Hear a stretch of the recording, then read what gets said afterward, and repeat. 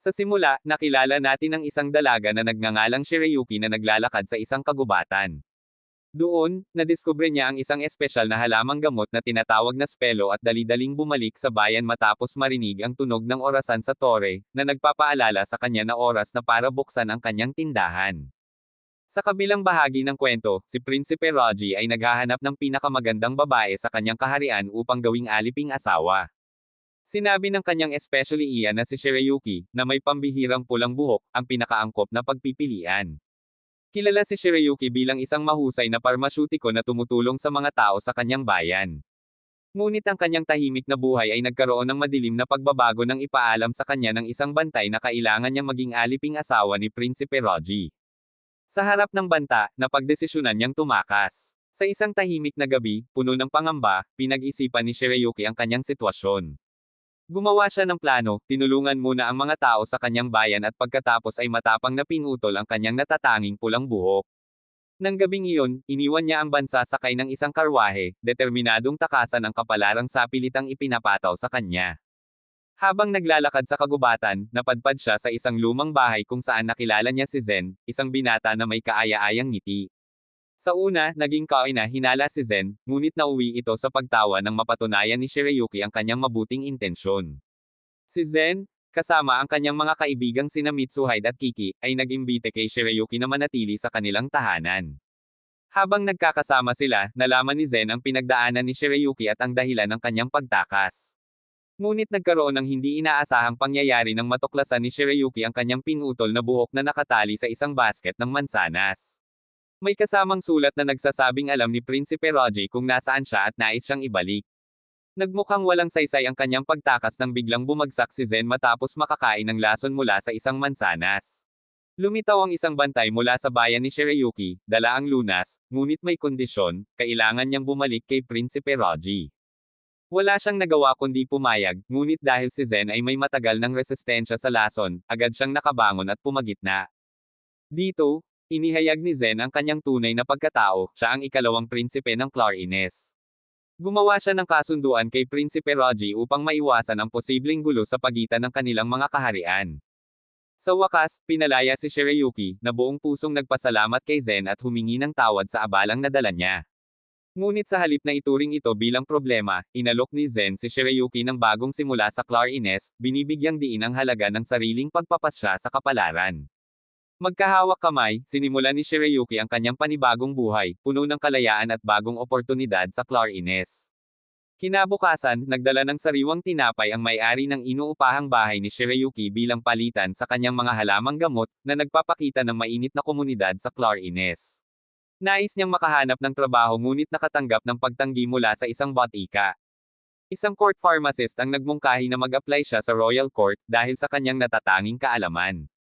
Sa kanyang pagpunta upang bisitahin si Zen sa Wistal Castle, napansin agad ng mga bantay ang kanyang pulang buhok. Samantala, si Zen, na umiiwas sa kanyang mga responsibilidad, ay lumapit sa kanya sa likod ng bakod at nag-usap sila ng magaan.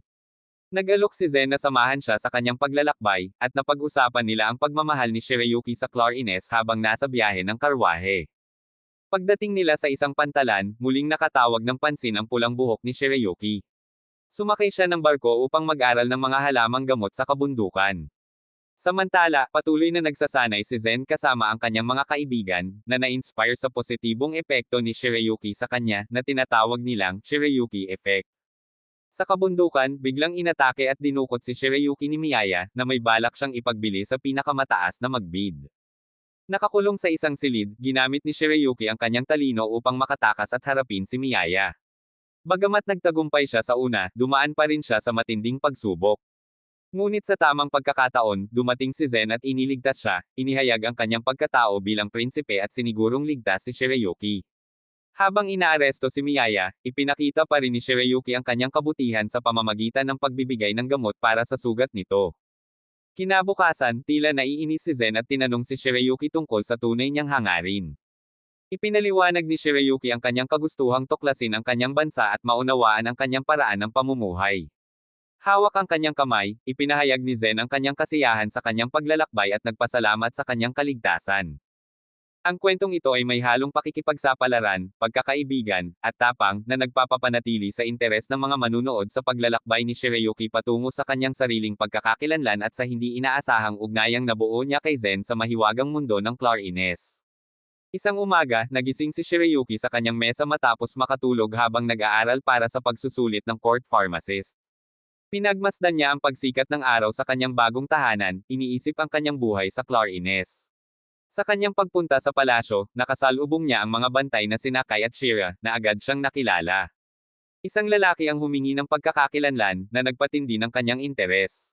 Sa gabay ni Mitsuhide, pumasok si Shirayuki sa opisina ni Zen at nakita itong sub-sub sa trabaho. Pinayuhan ni Kiki na samahan niya si Zen upang makapagpahinga ito.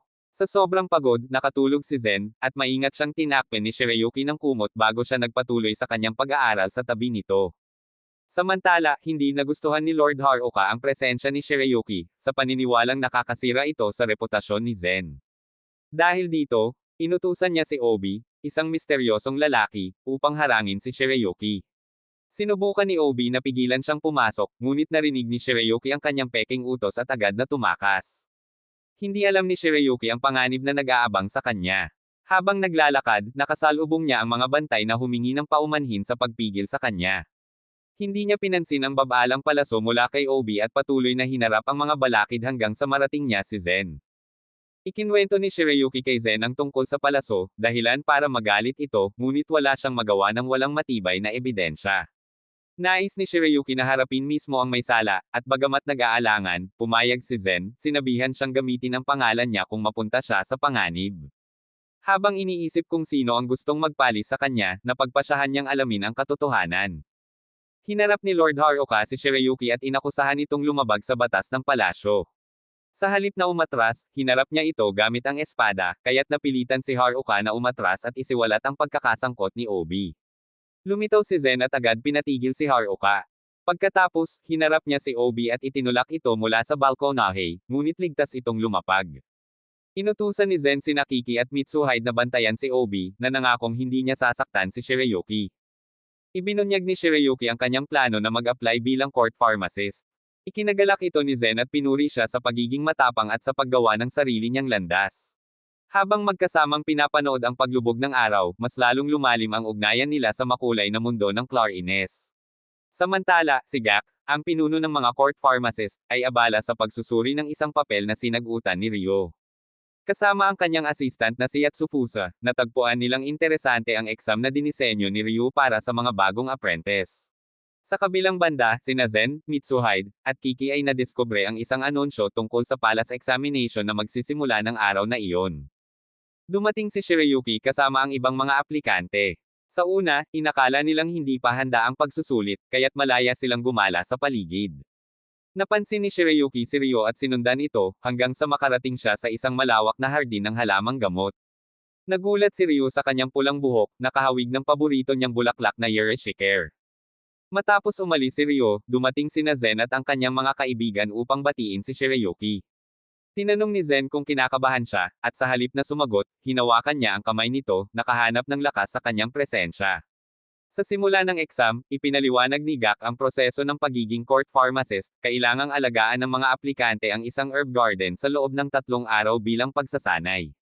Habang abala si Shirayuki sa kanyang gawain, napansin siya ni Obi. Kinagabihan, nadatnan ni Zen si Shirayuki na nagtatrabaho pa rin sa loob ng isang herb house. Naging mausisa siya at lihim siyang pinanood habang sinusuri nito ang isang aqueduct. Na-impress siya nang mapagtanto ni Shirayuki na may lason ang tubig. Biglang may narinig si Zen mula sa mga palumpong, ngunit bago niya ito maimbestigahan, na-distract siya ni Shirayuki, dahilan upang hindi niya mapansin ang paparating na panganib. Biglang sumara ang pinto, kaya't natrap sila sa loob hanggang umaga.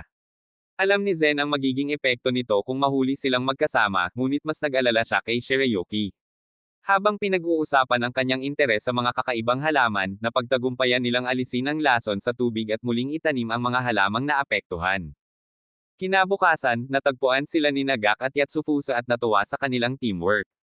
Dahil dito, matagumpay na nakapasa si Shirayuki at opisyal nang nagsimula bilang apprentice. Sa unang araw niya sa trabaho, na-assign siya kay Ryo. Nang pumasok siya sa silid, magalang siyang bumati, ngunit agad siyang sinabihan ni Ryo na huwag masyadong formal dahil isa lamang siyang bata. Sa pagbisita ng isang pasyente, natakot ito sa mga gamot ni Ryo dahil sa kanyang interes sa mga halamang may lason. Matapang siyang ipinagtanggol ni Shirayuki, pinapakita ang kanyang tiwala sa kakayahan ni Ryo. Makalipas ang ilang sandali, habang nagbabasa ng mga talaan ng medisina ni Zen, natuklasan ni Shirayuki ang kanyang masalimuot na nakaraan, ang pagkakalason niya noong bata pa. Lubhang naapektuhan siya nito at hindi napigil ang maiyak.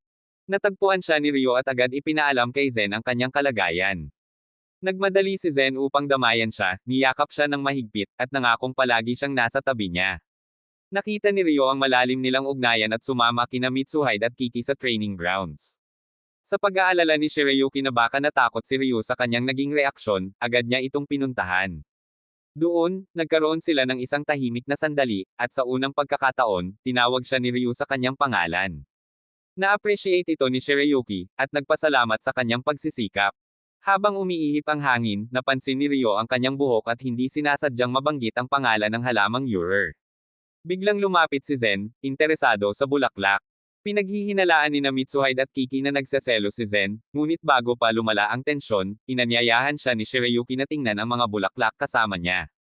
Di nagtagal, naglakbay sina Zen, Mitsuhide, at Kiki patungo sa Fort Laxdo, isang kuta sa ilalim ng pangangalaga ni Zen na matagal nang hindi nagpapadala ng ulat. Kasama nila si Shirayuki upang kunin ang mga supply sa isang kalapit na bayan.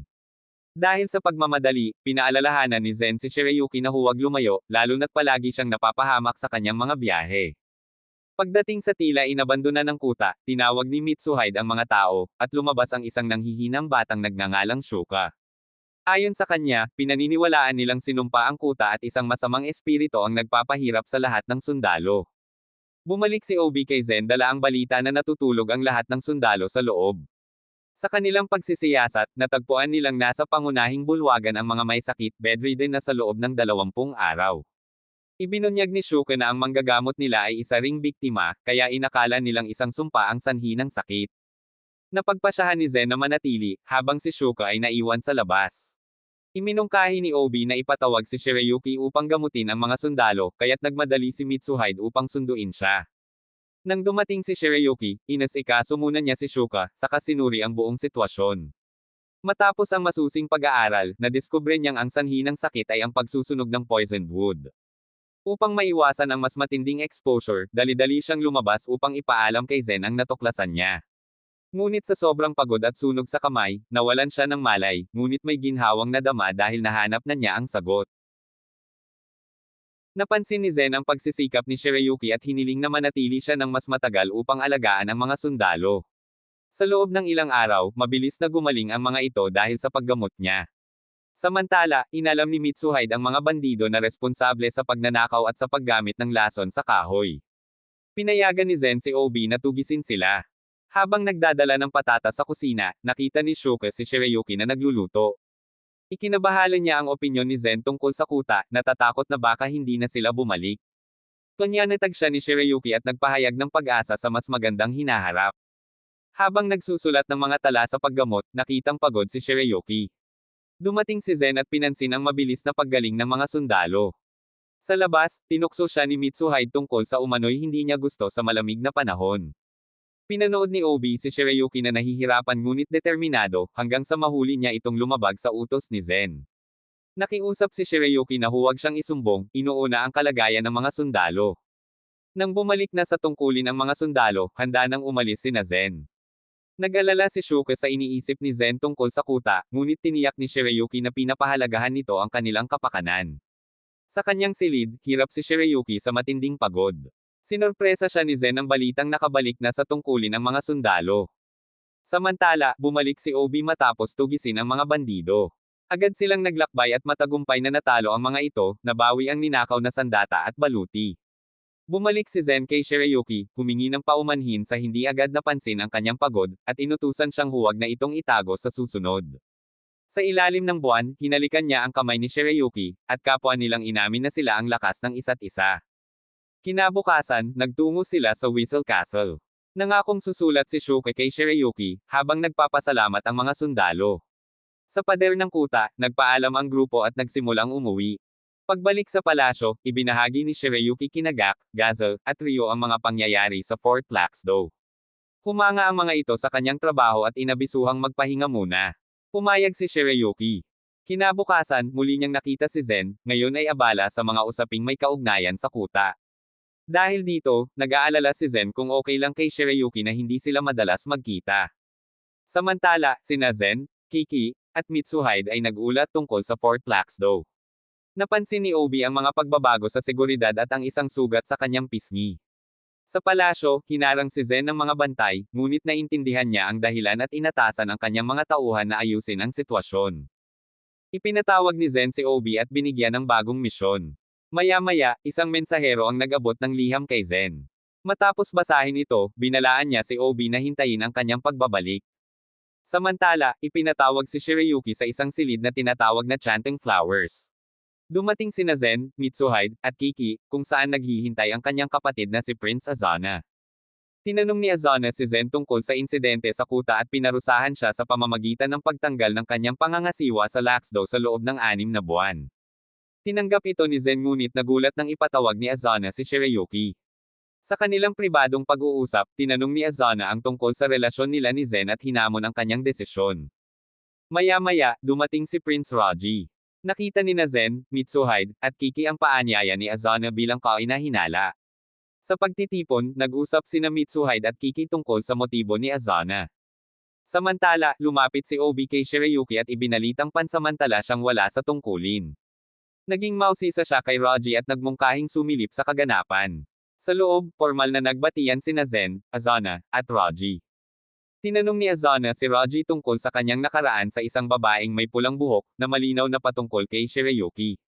Ipinaliwanag ni Raji na nagkakilala lang sila ni Shirayuki, ngunit pinagdudahan ito ni Azana, na inanyayahan siya sa pagtitipon. Nang makaalis, nag-alala si Shirayuki kung may lugar pa siya sa Clarines. Samantala, pilit hinimok ni Zen si Raji na linawin ang tunay niyang kaugnayan kay Shirayuki. Dahil sa kaba, labis na pinalaki ni Raji ang kanyang sagot, na parang nagbunyag na engaged sina Zen at Shirayuki. Kalaunan, nilinaw ni Zen ang lahat at tiniyak kay Shirayuki ang kanyang lugar sa Clarines. Ngunit sa kabila ng kanyang pag-aalinlangan sa hinaharap, dali-dali niyang hinanap si Zen, ngunit hindi niya ito matagpuan.